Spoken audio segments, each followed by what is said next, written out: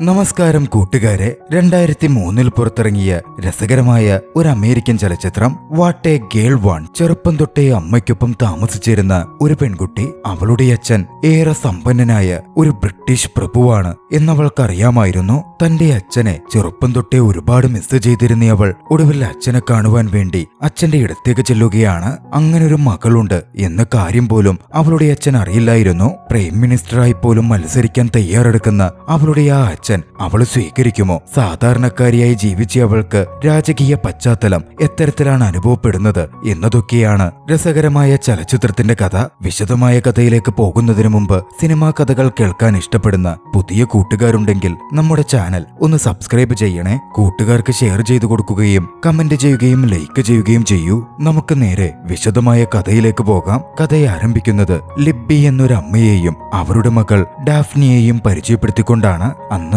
ഡാഫ്നിയുടെ പിറന്നാളായിരുന്നു. Wedding സിംഗറായ അമ്മ ലിബ്ബിയുടെ കൂട്ടുകാരടക്കം അവളുടെ birthday ആഘോഷിക്കുകയാണ്. പക്ഷേ എന്നിരുന്നാലും ഡാഫ്നിക്ക് അത്രമേൽ സന്തോഷമുണ്ടായിരുന്നില്ല. കാരണം ചെറുപ്പം തൊട്ട് ഒരു ഫംഗ്ഷനും അവളുടെ അച്ഛൻ കൂടെ ഉണ്ടാവാറില്ല. അന്നവൾ അവളുടെ അച്ഛനെ പറ്റി അമ്മയോട് ചോദിച്ചു. ഒടുവിൽ അവളുടെ അമ്മ ലിബ്ബി അവളുടെ അച്ഛനെ പറ്റി തന്നെ പറയുകയാണ്. മൊറോക്കോയിൽ വെച്ചിട്ടായിരുന്നു ആദ്യമായി ലിബ്ബി ഡാഫ്നിയുടെ അച്ഛനെ കാണുന്നത്. ഡെസേർട്ടിലൂടെ നടക്കുകയായിരുന്ന അവൾ പെട്ടെന്ന് കാല് തെറ്റി വീഴുകയായിരുന്നു. ഭാഗ്യവശാൽ അവിടുണ്ടായിരുന്ന ഡാഫ്നിയുടെ അച്ഛൻ ഡാഫ്നിയുടെ അമ്മ ലിബ്ബിയെ ഉരുണ്ടു വീഴുന്ന നിലയിൽ കാണുകയും രക്ഷപ്പെടുത്തുകയുമായിരുന്നു. ആദ്യ കാഴ്ചയിലെ പ്രണയമായിരുന്നു അവർക്കിടയിൽ സംഭവിച്ചത്. വളരെ പെട്ടെന്ന് തന്നെ അവർ ഒരുപാടടുത്തു. മൊറോക്കോയിൽ വെച്ച് തന്നെ അവിടുത്തെ ആചാരപ്രകാരം അവർ വിവാഹിതരാവുകയും ചെയ്തു. ലിബ്ബി എന്ന് പരിചയപ്പെട്ട ആ വ്യക്തിയുടെ പേര്, അതായത് ഡാഫ്നിയുടെ അച്ഛന്റെ പേര് ഹെൻറി എന്നായിരുന്നു. പക്ഷെ വൈകാതെ തന്റെ നാടായ ഇംഗ്ലണ്ടിലേക്ക് ഹെൻറി മടങ്ങിപ്പോവുകയാണ്. ഒപ്പം ലിബ്ബിയെയും ഹെൻറി കൂടെ കൂട്ടി. അവിടെ എത്തുമ്പോഴായിരുന്നു ലിബ്ബി ആ സത്യം മനസ്സിലാക്കുന്നത്. ഹെൻറി ഒരു രാജകുടുംബത്തിലെ അംഗമാണ്. കൃത്യമായി പറഞ്ഞാൽ രാജകുടുംബത്തിലെ ഒരേ ഒരു അനന്തരാവകാശി. സാധാരണക്കാരിയായ ലിബ്ബിയുടെ വരവ് കൊട്ടാരത്തിലെ ആർക്കും അത്രയ്ക്കങ്ങ് പിടിച്ചിരുന്നില്ല. പൊടുന്നനെ തന്നെയാണ് മറ്റൊന്നുകൂടി സംഭവിക്കുന്നത്. ഹെൻറിയുടെ അച്ഛൻ പെട്ടെന്ന് മരണപ്പെട്ടു. അതോടെ രാജ്യത്തിന്റെ അധികാരിയായി ഹെൻറിക്ക് മാറേണ്ടി വരികയാണ്. രാജകീയമായ ജോലികളിൽ ഹെൻറി മുഴുകാൻ ആരംഭിച്ചു. ലിബ്ബിയുടെ സാന്നിധ്യം അവിടെ ഇഷ്ടപ്പെടാതിരുന്ന രാജകുടുംബവുമായി അടുത്ത ബന്ധമുള്ള അലിസ്റ്റർ എന്നൊരു വ്യക്തി ലിബ്ബിയെ ട്രിക്ക് ചെയ്ത് രാജകുടുംബത്തിൽ നിന്ന് പുറത്താക്കുകയാണ്. പോകുമ്പോൾ ലിബ്ബി പ്രഗ്നന്റ് ആയിരുന്നു. ഹെൻറി അതൊട്ട് അറിഞ്ഞതുമില്ല. ഹെൻറിക്കടുത്ത് അതേ അലിസ്റ്റർ വന്ന് പറഞ്ഞത് ലിബ്ബിക്ക് മറ്റൊരു പ്രണയമുണ്ടെന്നും ലിബ്ബി ഹെൻറിയെ ഉപേക്ഷിച്ച് അവിടം വിട്ട് പോയതാണെന്നുമായിരുന്നു. അതിനുവേണ്ടി തയ്യാറാക്കിയ ഫേക്ക് ലെറ്റർ കൂടി ഹെൻറിയുടെ കയ്യിൽ കിട്ടിയപ്പോൾ ഹെൻറിയാകട്ടെ അത് പൂർണ്ണമായും വിശ്വസിച്ചും പോയി. Daphnia പിറന്നതുപോലും Henry അറിഞ്ഞിട്ടേയില്ല. അമ്മയിൽ നിന്നും അന്നായിരുന്നു അച്ഛന്റെ വിവരങ്ങൾ പൂർണ്ണമായും ഡാഫ്നി മനസ്സിലാക്കുന്നത്. ഡാഫ്നി വളർന്നു വന്നു. 17 വയസ്സുകാരി ഒരു പെൺകുട്ടിയായി. വെഡ്ഡിംഗ് സിംഗറായ അമ്മ ലിബ്ബിക്കൊപ്പം അവളും ഇപ്പോൾ പാർട്ട് ടൈം ജോലികൾ ചെയ്യുന്നുണ്ട്. കാറ്ററിംഗ് വർക്കുകളൊക്കെയായിരുന്നു അവൾ നോക്കിയിരുന്നത്. തിരക്കേറിയ ജീവിതമായിരുന്നെങ്കിലും തന്റെ അച്ഛനെപ്പറ്റി എപ്പോഴും ഡാഫ്നി ചിന്തിച്ചിരുന്നു. അച്ഛന്റെ അസാന്നിധ്യം അവളെ പലപ്പോഴും ജീവിതത്തിന്റെ പല ഘട്ടത്തിലും ദുഃഖിതയാക്കിയിരുന്നു. അച്ഛനെ ഒരിക്കലെങ്കിലും നേരിൽ കാണണം എന്ന ആഗ്രഹമൊക്കെ അവളുടെ ഉള്ളിലേക്ക് വരുന്നത് അങ്ങനെയാണ്. അച്ഛനെപ്പറ്റി നെറ്റിൽ നോക്കി പൂർണ്ണ വിവരങ്ങളൊക്കെ മനസ്സിലാക്കിയ ഡാഫ്നി അങ്ങനെ അച്ഛനെ കാണുവാൻ ലണ്ടനിലേക്ക് പുറപ്പെട്ടു പോകാൻ തീരുമാനിക്കുന്നു. ഡാഫ്നി അങ്ങനെ ലണ്ടനിലെത്തി. അവിടെ ഒരു ഹോട്ടലിൽ റൂമെടുത്ത് താമസിക്കാൻ തുടങ്ങി. അവിടെ വെച്ചിട്ടായിരുന്നു ഇയാൻ വാലസ് എന്ന പയ്യനെ ഡാഫ്നി ആദ്യമായി കാണുന്നതും പരിചയപ്പെടുന്നതും. വളരെ പെട്ടെന്ന് തന്നെ അവർ തമ്മിൽ കമ്പനിയായി. അയാൻ വാലസും ഡാഫ്നിയുടെ അമ്മ ലിബ്ബിയെപ്പോലെ ഒരു മ്യൂസീഷ്യനായിരുന്നു. അവിടെ വെച്ചിട്ട് ടിവിയിൽ നിന്നുമാണ് ആദ്യമായി ഡാഫ്നി അച്ഛനെ പറ്റിയുള്ള ആ വാർത്ത കേൾക്കുന്നത്. ഡാഷ്വുഡിലെ പ്രഭുവായി ജീവിക്കുന്ന സേവനം അനുഷ്ഠിക്കുന്ന അവളുടെ അച്ഛൻ ഹെൻറി നിലവിലിപ്പോൾ പൊളിറ്റിക്സിലേക്ക് കടന്നിരിക്കുകയാണ്. പ്രൈം മിനിസ്റ്റർ കാൻഡിഡേറ്റ് ആകുവാൻ അദ്ദേഹം തീരുമാനിച്ച് ഇലക്ഷനിൽ മത്സരിക്കാൻ മുന്നിട്ട് വന്നിട്ടുണ്ട്. നിരവധി സപ്പോർട്ടേഴ്സും ഹെൻറിക്കുണ്ട്. മാത്രമല്ല ഹെൻറി വൈകാതെ വിധവയായ ഒരു സ്ത്രീയെ വിവാഹം കഴിക്കാൻ പോകുന്നതായി വാർത്തയുമുണ്ട്. ആ സ്ത്രീക്കാകട്ടെ ഒരു മകളുമുണ്ട്. അത് കേട്ടതും ഡാഫ്നി അല്പം വല്ലാതായി. അച്ഛൻ തന്നെയും അമ്മയെയും മറന്നുവല്ലോ. എന്തെങ്കിലും ആകട്ടെ, അച്ഛൻ പുതിയ ഫാമിലിക്കൊപ്പം ജീവിക്കട്ടെ എന്നൊക്കെ അവൾ ചിന്തിച്ചു. പക്ഷേ അച്ഛനെ കാണണമെന്ന് അവൾക്കുള്ളിൽ അത്രമേൽ ആഗ്രഹമുള്ളതാണല്ലോ. അപ്പോൾ അങ്ങനെ പറഞ്ഞെങ്കിലും അതവളെ അച്ഛന്റെ കൊട്ടാരത്തിന് മുമ്പിലേക്ക് കൊണ്ടെത്തിക്കുകയാണ്. അകത്തേക്ക് കടക്കാൻ മറ്റു വഴികളൊന്നും കാണാത്തതുകൊണ്ട് അവൾ മതിൽ ചാടി ഡാഷ്വുഡ് റെസിഡൻസിന്റെ അകത്ത് കടന്നു. അവിടെ വെച്ച് ഹെൻറി ഡാഫ്നിയെ കണ്ട് കൈയോടെ പിടികൂടുകയാണ്. ഡാഫ്നി ഏതോ മന്ന പത്രക്കാരിയാണ് എന്നായിരുന്നു ആദ്യം ഹെൻറി വിലയിരുത്തിയത്. പക്ഷേ വൈകാതെ താനാരെന്ന സത്യം ഡാഫ്നി തന്നെ ഹെൻറിയോട് വെളിപ്പെടുത്തി. ഒപ്പം തന്റെ ബർത്ത് സർട്ടിഫിക്കറ്റും ഒക്കെ കാണിച്ചു. ഡാഫ്നി ഹെൻറിയുടെയും ലിപ്പിയുടെയും മകളാണ് എന്ന് അതിൽ നിന്നും തന്നെ വ്യക്തമായിരുന്നു. അവിടെ ഹെൻറിയുടെ ഫിയാൻസിയായ ഗ്ലെന്നിസ് എന്ന ലേഡിയും ഗ്ലെന്നിസിന്റെ മകൾ ക്ലാരിസയും ഉണ്ടായിരുന്നു. ഡാഫ്നിയുടെ വരവും അവിടുള്ള സാന്നിധ്യവുമൊന്നും അവർക്ക് തീരെ പിടിക്കുന്നില്ല. ഡാഫ്നിയെ അവിടെ നിന്ന് ഒഴിവാക്കുവാൻ ഗ്ലെന്നിസ് ഹെൻറിയോട് പറയുകയാണ്. പക്ഷേ അവിടുണ്ടായിരുന്ന ഗ്ലെന്നിസിന്റെ മുത്തശ്ശി, അതായത് ഹെൻറിയുടെ അമ്മ ജോസ്ലിൻ ഡാഷ്വുഡ്, ഡാഫ്ലിന്റെ വരവോടുകൂടി അല്പം സന്തോഷത്തിലായിരുന്നു. തനിക്ക് നേർക്കുനേർ ഒരു പേരക്കുട്ടി ഉണ്ടല്ലോ എന്ന സന്തോഷമായിരുന്നു അത്. ഒരുപാട് നാളുകളായി തനിക്കൊരു പേരക്കുട്ടിയെ മുത്തശ്ശി ഒരുപാട് ആഗ്രഹിച്ചിരുന്നു. ഡാഷ്വുഡ് ഫാമിലിയിലെ ലേഡിയായ രാജ്ഞിയായ ഡാഫ്നിയുടെ മുത്തശ്ശി അതോടെ അവളോട് അവിടെ തങ്ങിക്കോളാൻ പറയുകയാണ്. മുത്തശ്ശിയുടെ തീരുമാനത്തിന് എതിരു പറയാൻ ആർക്കും ധൈര്യമുണ്ടായിരുന്നില്ല. ഹെൻറിക്ക് അപ്പോഴും ഡാഫ്നി തന്റെ മകളാണോ എന്നതിൽ സംശയമുണ്ടായിരുന്നു. അല്പം ആലോചനയ്ക്കൊടുവിൽ ഹെൻറി തന്റെ മുൻകാമുകി ലിപ്പിയെ കോണ്ടാക്ട് ചെയ്തു. ലിപ്പിയിൽ നിന്നും ഡാഫ്നി തന്റെ മകളാണ് എന്ന കാര്യം ഹെൻറി ഉറപ്പിക്കുകയാണ്. മകൾ അവിടുണ്ടെന്ന് അറിഞ്ഞതും എത്രയും വേഗം മകളെ മടക്കി അയക്കാൻ ലിപ്പി ആവശ്യപ്പെട്ടു. പണ്ടൊരിക്കൽ ഡാഷ്വുഡ് ഫാമിലിയിലെ അഡ്വൈസർ ലിപ്പിയെ ചവിട്ടി പുറത്താക്കിയതാണല്ലോ, അതുപോലെ തന്റെ മകളും ചവിട്ടി പുറത്താക്കപ്പെടുന്ന വേദന അനുഭവിക്കേണ്ട കാര്യമില്ല എന്ന് ലിപ്പി ചിന്തിക്കുന്നുണ്ടായിരുന്നു. ഡാഷ്വുഡ് റെസിഡൻസിലെ ജീവിതം ഡാഫ്നിക്ക് പുതിയൊരു അനുഭവമായിരുന്നു. അങ്ങനെയിരിക്കെ ഡാഫ്നി ഹെൻറിയുടെ മുറിയിലേക്ക് യാദർച്ഛികമായി കയറി ചെന്നു. ഹെൻറി ഡാഫ്നിയോട് ഒരു ഫാഷൻ ഷോ ഉണ്ടെന്നും അവിടെ നമ്മൾ ഗസ്റ്റുകളാണെന്നും അങ്ങോട്ടേക്ക് പോവാൻ തയ്യാറായിക്കോളൂ എന്നും പറയുകയാണ്. അവിടെ വെച്ച് ക്ലാരിസയെ താൻ അഡോപ്റ്റ് ചെയ്യാൻ പോകുന്ന കാര്യം അനൗൺസ് ചെയ്യാൻ പോവുകയാണെന്നും ഹെൻറി പറയുന്നുണ്ട്. അതൊന്നും കേട്ട് ഡാഫ്നിക്ക് വലിയ ദുഃഖമൊന്നും തോന്നുന്നില്ല. ആദ്യമായിട്ടാണ് അവൾ ഒരു ഫാഷൻ ഷോ അറ്റൻഡ് ചെയ്യാൻ പോകുന്നത്. അതും അച്ഛനൊപ്പം ഒരു ഇവന്റിൽ പങ്കെടുക്കുന്നു. അതിന്റെ എക്സൈറ്റ്മെന്റ് ആയിരുന്നു അവൾക്കുണ്ടായത്. ഇതേസമയം ക്ലാരിസ ഹെൻറിയും ഡാഫ്നിയും തമ്മിലുള്ള സംഭാഷണമൊക്കെ ഒളിഞ്ഞു നിന്ന് കേൾക്കുന്നുണ്ടായിരുന്നു. ഡാഫ്നി അണിഞ്ഞൊരുങ്ങി വന്നാൽ അവിടുത്തെ ശ്രദ്ധാകേന്ദ്രം അവളാകുമെന്നും മാത്രമല്ല ഹെൻറിയുടെ നേർമകളായതുകൊണ്ട് കൂടുതൽ പ്രിയോറിറ്റി അവൾക്ക് ലഭിക്കും എന്നും ചിന്തിച്ച ക്ലാരിസ അവളോട് കാഷ്വൽ വസ്ത്രങ്ങളൊക്കെ ധരിച്ചാൽ മതി എന്ന തരത്തിൽ ട്രിക്ക് ചെയ്യാൻ ശ്രമിക്കുകയാണ്. പോരാത്തതിന് ഡാഫ്നി ഒരുങ്ങി വരുമ്പോഴേക്കും ഹെൻറിയെയും കൂട്ടി ഗ്ലെന്നിസും ക്ലാരിസയും അവിടെ നിന്നും പോയി കഴിഞ്ഞിരുന്നു. അതോടെ ഡാഫ്നിക്ക് ഇവന്റ് നടക്കുന്നിടത്തേക്ക് തനിച്ച് വരേണ്ടി വരികയാണ്. മുൻവഴിയിലൂടെ കയറാൻ പോയപ്പോൾ അവൾക്ക് പ്രവേശനം നിഷേധിക്കപ്പെടുന്നു. അതോടെ ഇവന്റിലേക്കുള്ള എൻട്രൻസ് കൺഫ്യൂസ്ഡായി അവൾ മറ്റൊരു വാതിൽ വഴി അകത്തു കടക്കുകയാണ്. പക്ഷേ നിർഭാഗ്യവശാൽ അവൾ കയറി ചെന്നത് നേരെ റാമ്പിലേക്കായിരുന്നു. ജഡ്ജസും കാണികളും അടക്കം അവിടെ ഫാഷൻ ഷോ കാണുവാനിരിക്കുന്നുണ്ട്. അകത്തേക്ക് കയറി ചെന്നെങ്കിലും പെട്ടെന്ന് തന്നെ ഫാഷൻ ഷോ മോഡലിനെ പോലെ അവൾ റാമ്പിൽ ബിഹേവ് ചെയ്യുകയാണ്. മോഡൽ വസ്ത്രങ്ങൾ അണിഞ്ഞു വന്നവർക്കിടയിൽ കാഷ്വൽസ് ഇട്ട് മോഡലായി നടന്നു കയറിയ അവൾ പെട്ടെന്ന് ഏവരുടെയും ശ്രദ്ധ പിടിച്ചു പറ്റുന്നു. ജഡ്ജസും അവൾക്ക് നല്ല മാർക്കിടുകയാണ്. കാണാനെത്തിയ കാണികളും അവളെ അഭിനന്ദിക്കുകയും കോംപ്ലിമെന്റ് ചെയ്യുകയും ഒക്കെ ചെയ്തു. അവിടെ എന്ന ഇവന്റിൽ ഷാർലറ്റ് എന്ന് പേരുള്ള പ്രഭു കുടുംബത്തിലെ ഒരു അംഗം വന്നിരുന്നു. ഷാർലറ്റിന് ഒരു നായയുണ്ട്. പൊതുവെ ആരുടെ അടുത്തും പോകാതെ കുരയ്ക്കുന്ന ഒരു നായ.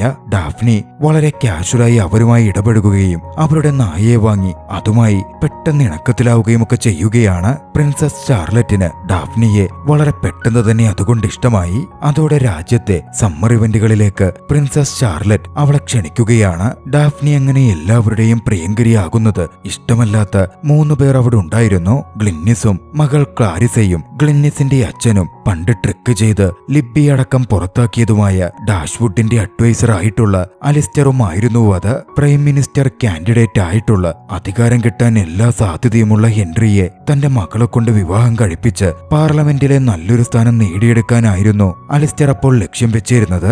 ഡാഫ്നിയുടെ വരവോടെ ഒക്കെ ഇല്ലാതാകുമോ എന്ന് അലിസ്റ്റർ ഭയപ്പെട്ടു. അടുത്ത ദിവസം ക്ലാരിസ ഡാഫ്നിയുടെ അടുത്തു വന്ന് ഡാഫ്നി രാജകുടുംബാംഗമാവാൻ ഒരു തരത്തിലും യോഗ്യയല്ല എന്നൊക്കെ പറഞ്ഞ് അവളെ അവിടെ നിന്ന് പ്രൊവോക്ക് ചെയ്ത് ഓടിക്കുവാൻ ഒരു ശ്രമം നടത്തി. ഡാഫ്നിക്ക് അതല്പം ഹർട്ട് ചെയ്തിരുന്നു. മുത്തശ്ശിയുമായി ഡാഫ്നി അക്കാര്യം ഡിസ്കസ് ചെയ്തു. ആ സമയമാണ് അലിസ്റ്റർ പണ്ട് തൊട്ടേ അധികാര കൈയാളാനായി ഒരുപാട് നീക്കങ്ങൾ നടത്തുന്നുണ്ടായിരുന്നുവെന്നും അവന്റെ പുതിയ നീക്കങ്ങളാ ഇതൊക്കെയെന്നും അതിനുവേണ്ടി നിന്നെ പുറത്താക്കാൻ ശ്രമിക്കുന്നതാണെന്ന് തനിക്ക് തോന്നുന്നത് എന്നും മുത്തശ്ശി വ്യക്തമാക്കി. കൂട്ടത്തിൽ മുത്തശ്ശി ഡാഫ്നിയെ സപ്പോർട്ട് ചെയ്യുകയായിരുന്നു ചെയ്തത്. ഡാഷ്വുഡ് ഫാമിലിയിൽ ജീവിക്കുമ്പോൾ നീ കുറച്ചുകൂടി സ്ട്രോങ് ആക്കണമെന്നും കുറെ അധികം പേർ നിന്നെ പുറത്താക്കാൻ വേണ്ടി നടക്കുന്നുണ്ടാകും, നീ ശ്രദ്ധിക്കണം എന്നും മുത്തശ്ശി വാൺ ചെയ്തു. പിന്നീട് ഒരു പാർട്ടി നടന്നു. പാർട്ടിയിലേക്ക് ഡാഫ്നി അണിഞ്ഞൊരുങ്ങി വരികയായിരുന്നു. പ്രൗഢമായ വസ്ത്രത്തിൽ ഇറങ്ങി വന്ന അവളെ പെട്ടെന്ന് തന്നെ എല്ലാവരും ശ്രദ്ധിച്ചു. ജേർണലിസ്റ്റുകളുടെയും ശ്രദ്ധാകേന്ദ്രമായി ഡാഫ്നി എന്ന് മാറുന്നുണ്ട്. അന്ന് പാർട്ടിയിൽ വെച്ച് ഡാഫ്നിയെ കണ്ട് ഇഷ്ടപ്പെട്ട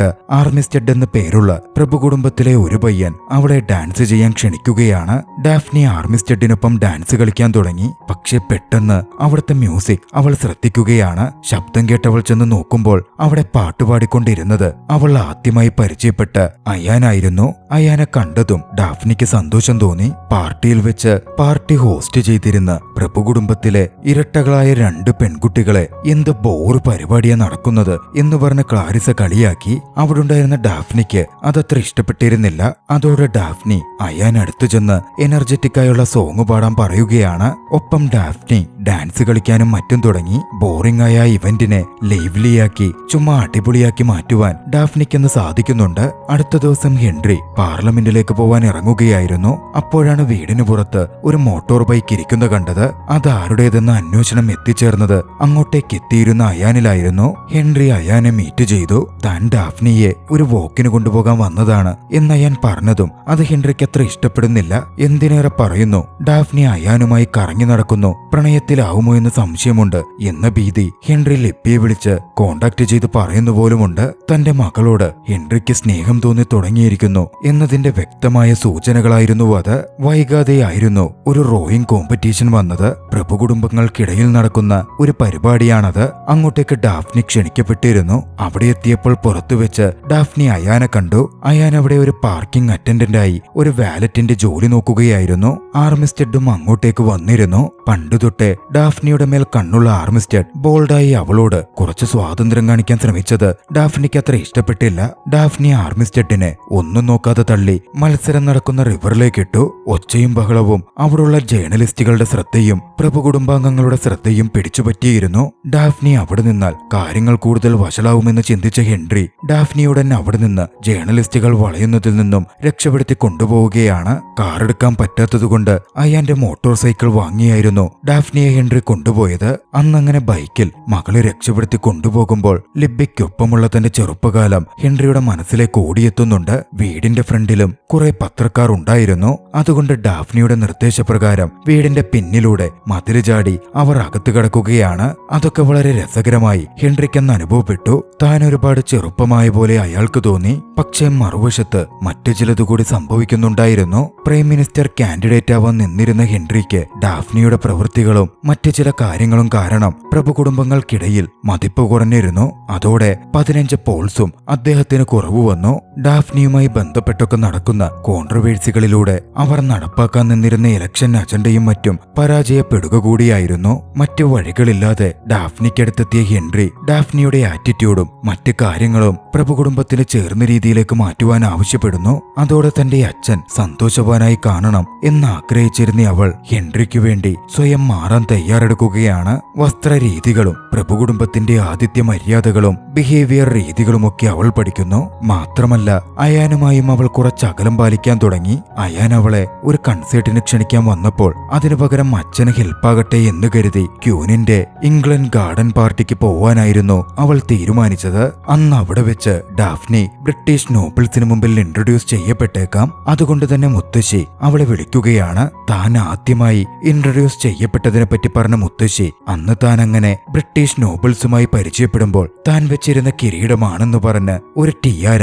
പുറത്തെടുക്കുകയും അത് ഡാഫ്നിക്ക് സമ്മാനിക്കുകയുമാണ്. അങ്ങനെ ഇവന്റിന്റെ ദിവസം എത്തി. ഇവന്റിൽ മുത്തശ്ശി കൊടുത്ത ടിയാര അടക്കം ധരിച്ചായിരുന്നു ഡാഫ്നി ഇറങ്ങി വന്നത്. അതോടെ അവളേറെ ശ്രദ്ധിക്കപ്പെടുകയും ചെയ്തു. അത് കണ്ട ക്ലാരിസയ്ക്ക് തീരെ സഹിക്കുന്നില്ല.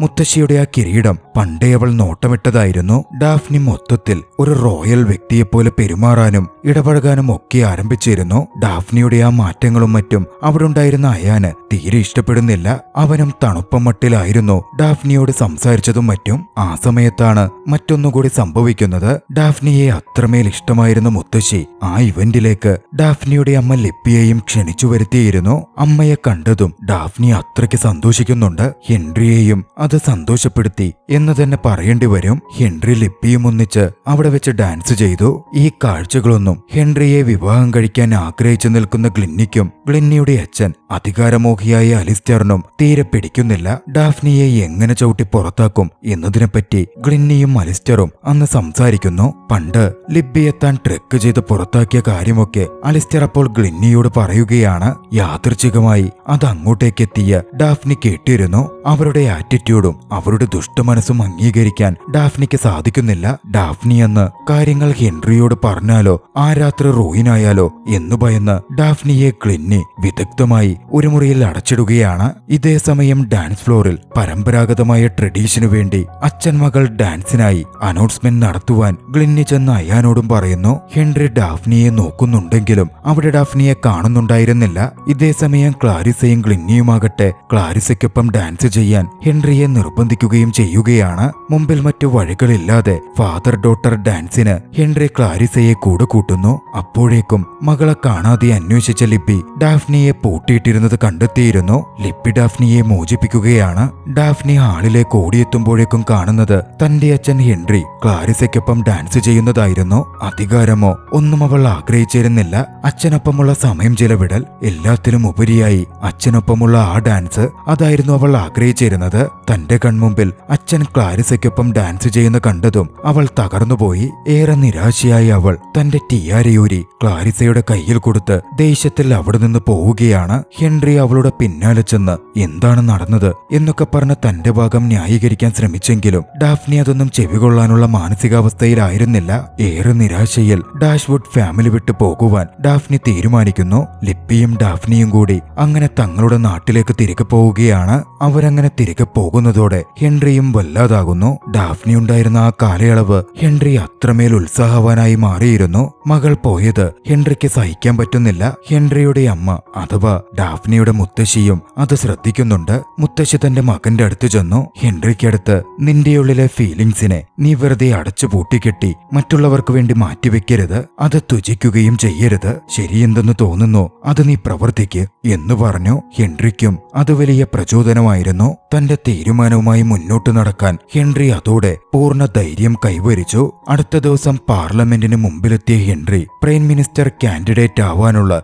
തന്റെ നോമിനേഷൻ താൻ പിൻവലിക്കുന്നതായി പ്രഖ്യാപിച്ചു. ആ നിമിഷത്തിൽ തന്റെ പൊളിറ്റിക്കൽ കരിയറിനേക്കാളും താനേറെ വലുതായി കാണുന്ന മറ്റൊന്നുണ്ടെന്നും അത് തന്റെ ഫാമിലിയാണെന്നും ഹെൻറി ഏറെ വ്യക്തമായി എടുത്തു പറഞ്ഞു. ഹെൻറിയുടെ ആ നീക്കം ഏറെ അപ്രതീക്ഷിതമായിരുന്നു. ഹെൻറി പ്രൈം മിനിസ്റ്ററായാൽ വലിയ അധികാരത്തിലെത്താം എന്ന് ചിന്തിച്ചിരുന്ന അലിസ്റ്റർക്കും അത് വലിയ തിരിച്ചടിയായി. ദേഷ്യം പിടിച്ച അലിസ്റ്റർ ഹെൻറിയുടെ മുമ്പിലെത്തി ദേഷ്യത്തോടെ ഓരോന്ന് വിളിച്ചു പറയാൻ തുടങ്ങി. ആ കൂട്ടത്തിൽ പണ്ട് ഹെൻറിയെ അധികാരത്തിലെത്തിക്കാൻ ലിബ്ബിയെ ഹെൻറിക്കടുത്തു നിന്ന് അകറ്റിയ കാര്യവും താൻ ചെയ്ത കള്ളക്കളികളും ഒക്കെയും അലിസ്റ്ററുടെ വായിൽ നിന്ന് പുറത്തു ചാടി. അത് കേട്ടതും ഏറെ ദേഷ്യം വന്ന ഹെൻറി അലിസ്റ്ററുടെ മുഖം നോക്കി ഒരൊറ്റ ഇടി കൊടുത്തു. ഏവരെയും ഏറെ ഞെട്ടിച്ച ഒരു കാഴ്ചയായിരുന്നു അത്. ആ നിമിഷം തന്നെ ഗ്ലിന്നിയുമായി പറഞ്ഞു വെച്ചിരുന്ന വിവാഹവും ക്യാൻസൽ ചെയ്ത് ഹെൻറി മുമ്പോട്ട് നടന്നു. മറുവശത്ത് ഡാഫ്നി ആകട്ടെ അച്ഛനെ വിട്ടു പോന്നതിൽ പിന്നെ വലിയ സങ്കടങ്ങളിലായിരുന്നു. അന്നൊരു ദിവസം പതിവ് പോലെ അവൾ തന്റെ കാറ്ററിംഗ് വർക്കിന് പോയിരിക്കുകയാണ്. വലിയൊരു വിവാഹ ചടങ്ങാണ് നടന്നിരുന്നത്. വൈകാതെ അവിടെ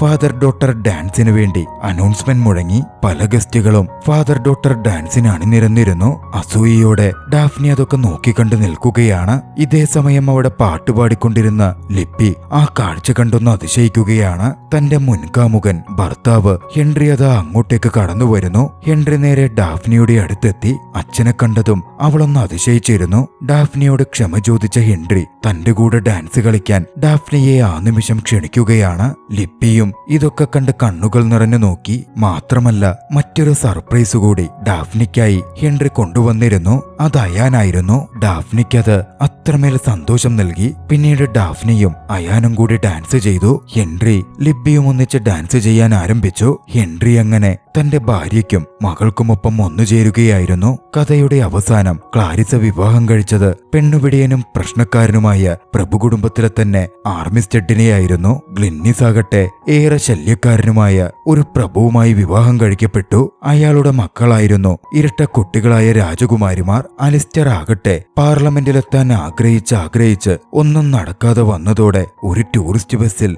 ടൂറിസ്റ്റ് ഗൈഡായി മാറി. ഡാഫ്നി ഓക്സ്ഫോർഡ് യൂണിവേഴ്സിറ്റിയിൽ തുടർ പഠനത്തിനായി ചേർന്നിരുന്നു. അയാനൊപ്പം വളരെ സന്തോഷകരമായ പ്രണയജീവിതം അവൾ നയിച്ചുകൊണ്ടിരിക്കുന്നു. ഹെൻറിയും ലിപ്പിയും വിവാഹം കഴിച്ചൊന്നിച്ചു. എല്ലാവരും കുടുംബസമേതം സന്തോഷത്തോടെ ജീവിച്ചുകൊണ്ടിരിക്കുകയാണ്. ആ ദൃശ്യങ്ങളോടെ ചലച്ചിത്രം അവസാനിക്കുന്നു. രസകരമായ ചലച്ചിത്രം നിങ്ങൾക്കിഷ്ടമായെങ്കിൽ വീഡിയോ ലൈക്ക് ചെയ്യുക. അഭിപ്രായങ്ങളും നിർദ്ദേശങ്ങളും കമന്റുകളിൽ രേഖപ്പെടുത്തുക. കഴിയുമെങ്കിൽ ചാനൽ സബ്സ്ക്രൈബ് ചെയ്തും കൂട്ടുകാർക്ക് ഷെയർ ചെയ്തു കൊടുത്തും ഞങ്ങളെ സപ്പോർട്ട് ചെയ്യുക. അടുത്ത എപ്പിസോഡിൽ മറ്റൊരു മികച്ച ചലച്ചിത്രവുമായി നമുക്ക് കണ്ടുമുട്ടാം. അതുവരെ ബൈ.